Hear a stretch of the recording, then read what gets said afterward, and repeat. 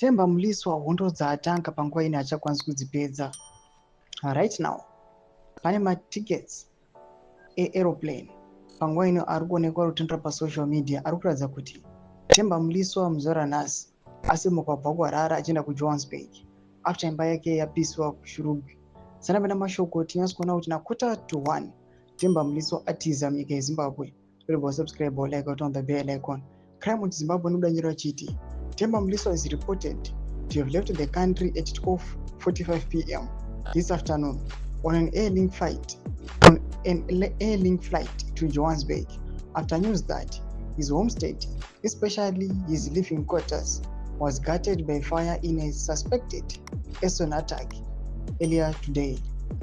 The reason for him leaving Zimbabwe is not yet known, and it is still unclear who is responsible for the fire. Panoposoma pictures muri kuona sera muri kuona paendo pake yakanzi I've always known that corruption fights back and I am prepared for everything. Last night they sneaked and burnt my house in Shurugwi, all because I asked for accountability and transparency. Thank God no one was hurt. Mabisa Nyazonia Thomas Kwabda Togo panapa achikomentewa na Mliswa. So far hapana mari kuziva kuti why Temba Mliswa atiza munyika yeZimbabwe abudirei.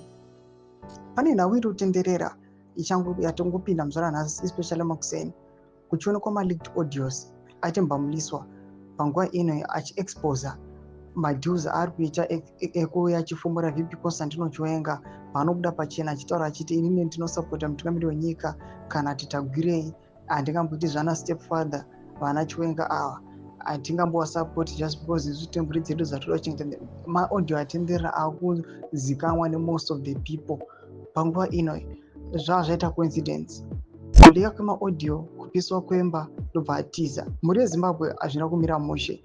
Gore rino chakakala muzano PF. Pinda kumesection medu muzimafundo enyu muri kudiwa pamusoro pechitiko ichi. Subscribe or like chito on the bell icon.